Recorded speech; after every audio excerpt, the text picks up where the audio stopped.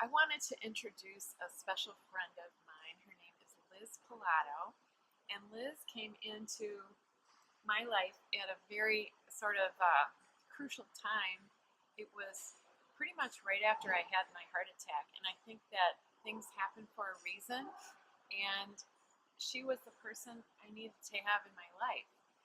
And so I invited her here to share a lot of her holistic wisdom, but in particular, she is a trained aromatherapist and knows a lot. She knows a lot about a lot of things holistic, but she's really expert in the oils. And I thought that it would be fun for us to learn some of the things that Liz has to share with regard to oils. And I thought, first of all, that perhaps we could talk about how you started on your holistic path and what got you onto that, because I know that you were trained as a nurse.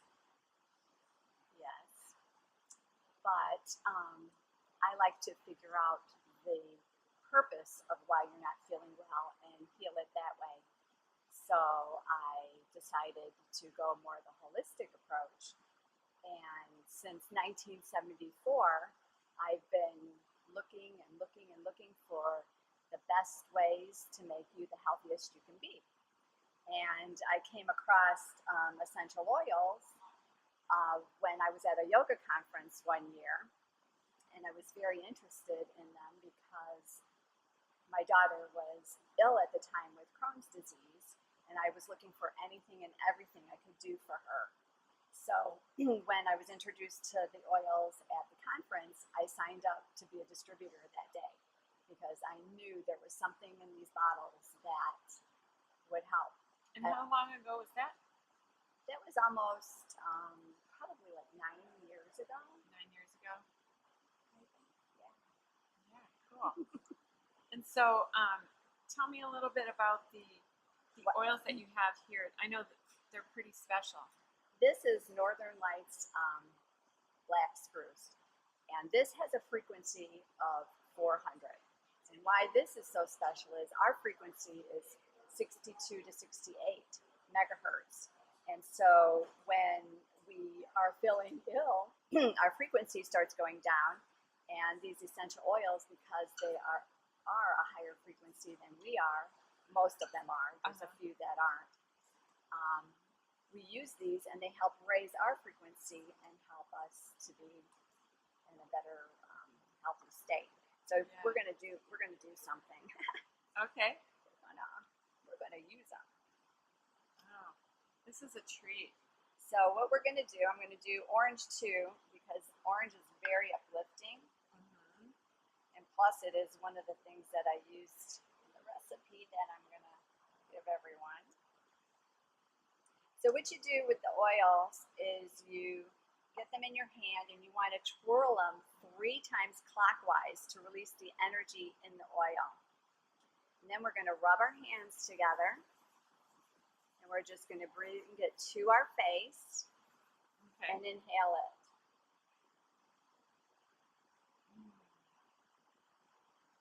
It's really good.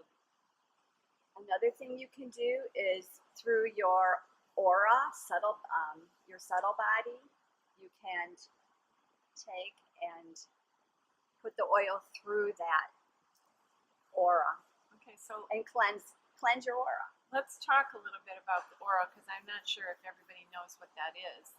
There are major energy centers throughout your body, basically following your spine, and they're called chakras. If you've ever heard of that, it's actually a plexus of nerves.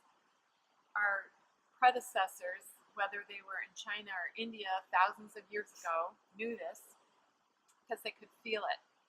And your aura extends beyond your body. If you think of it, if you think it's all hooey, you know what? We're talking to you because of electricity. You can't see electricity. You listen to the radio. You see lots of things that are not visible, but we do all have auras that extend beyond our body, and when we're in a good state, our auras are bigger, and when we're feeling threatened, they're closer.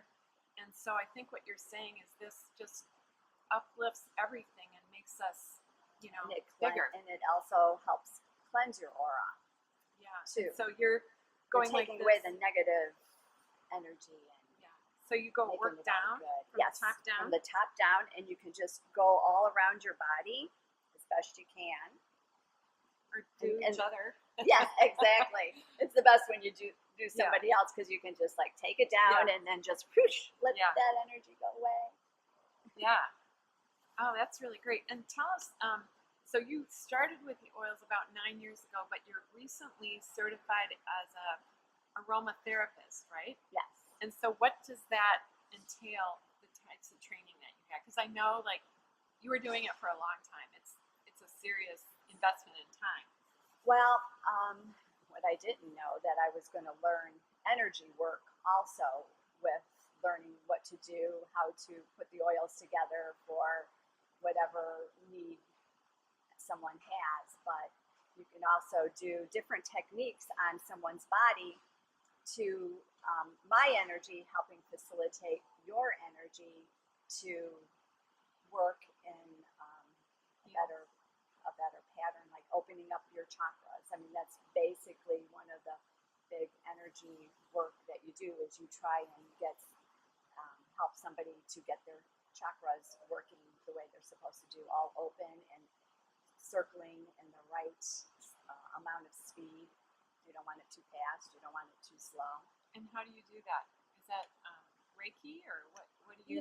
It's actually they're more hands-on techniques, where Reiki is usually off the body, but kind of similar in a way.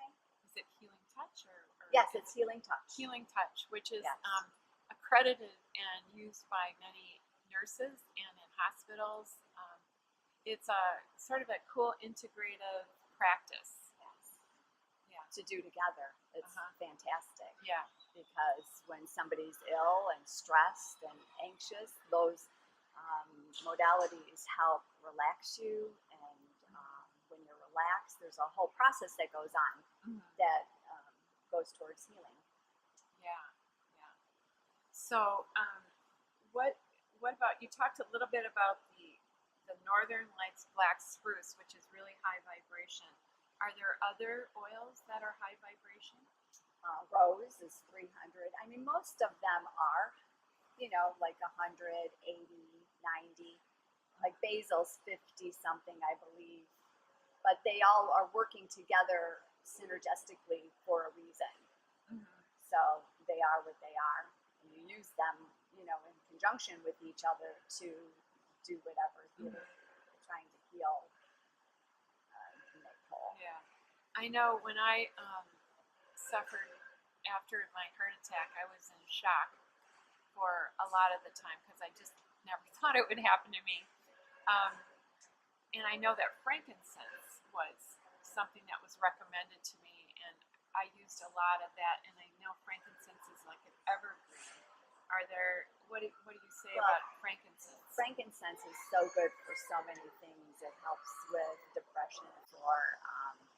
There's been some that have used it in treatment for different diseases and to help them through. Yeah, it really it smells like a little piney.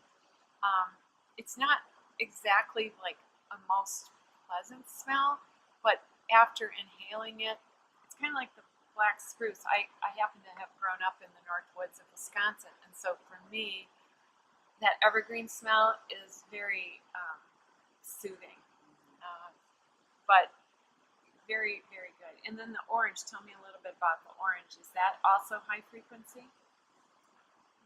I don't know. You don't know? I don't know, but all the citrus oils are very uplifting. And there's tons of reasons you use. Right. I love to blend the citrus oils with the other oils when I'm diffusing, because it just always is a nice top note or something. Yeah.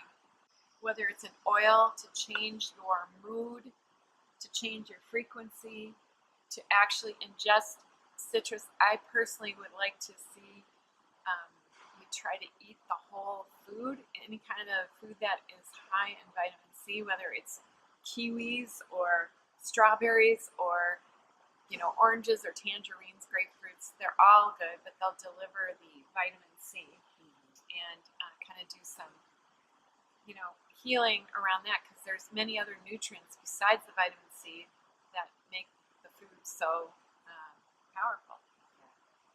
And that's what you want to do. You want to get in a good, healthful eating, so you get enough vitamins and minerals and leaving the toxins out, especially sugar, because it's so high inflammatory.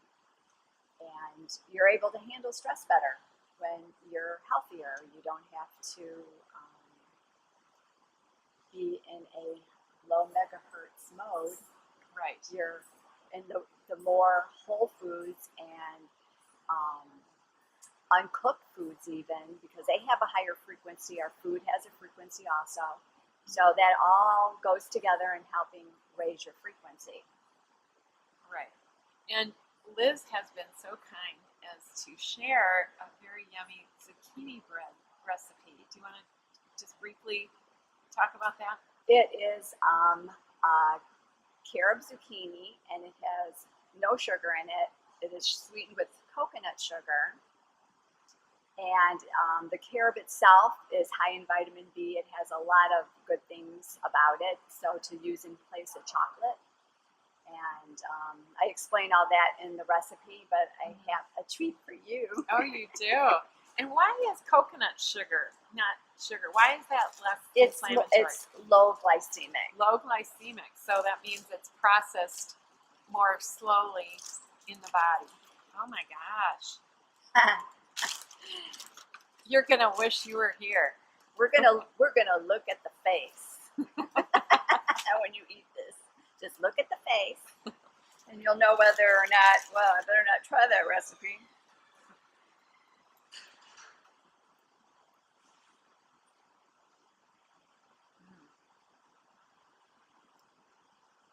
You would not know that this is healthy. That's good. You think you're going to make a health trade-off or taste trade-off, you're not with this. This is amazing. It's really good. Thank you. So thank you for sharing. That's what I try to do. When I do my recipes, I try to make them so, because I when I cook for the holidays, no one knows they're eating what they're eating. So it has to resemble, what everybody thinks is food. Well, and you know what? Food is a huge source of pleasure for all of us, but that doesn't mean that healthy food should be any less enjoyable. In fact, if you start to eat clean and then you go to a more traditional, like the standard American diet, you're not going to feel good, and your digestive system will probably be screwed up after getting all cleansed and stuff. It happens to us a lot when we go out to eat. If we don't go to a very particular kind of a restaurant, we notice the difference. Yeah. Oh, yeah. I usually don't do that. It's got this orange vitality oil in the cake. Oh. Yeah, because you can cook with them too. That's why I personally, as an aromatherapist, only use Young Living, because I know the quality is there, and I don't have to worry about ingesting it for different ways. For me, I do ingest them. Mm-hmm. So I want the purest oil in the world. Yeah. And that's what this is. Yeah. And you also have a couple of recipes that you wanted to share for oils. One I know is for stress, or one is for sleep. I forgot what was. Well, the other one. they're both for insomnia, because a lot of times people that are stressed don't sleep because their mind's going. So the recipes I have for that are for insomnia, and there's 3 recipes, and I explain how to do them and how to use them, because there's so many ways that you can use essential oils. It's not just in a diffuser. Like, say, a really nice way, like you drive a lot, have a car diffuser, and just have that going in your car while you're driving. Yeah. Why not? It's gonna, relax you, take you through a stressful moment just by breathing it in. Breathing, period, helps you Right. to de-stress. So you deep breathe, and a lot of times when you're doing essential oils and you have it in a diffuser, or you have it in your hand, it just automatically makes you take a deep breath. Yeah, because they're so enjoyable. And so, if you would like to get a hold of Liz, because she really knows like all these different applications of the oils, I would highly recommend that you contact her. And you wanted to be contacted via email, correct? Until I get my blog up. And your email is? It's tizzylish69@gmail.com, but you can add that in, in the notes with the recipe, because, Yeah. don't always get it right. Right. Okay. Well, thanks so much for the cake, the oils, your words of wisdom, and thank you all for listening. Well, thank you for asking me to do this. Yeah. First time, a little nervous.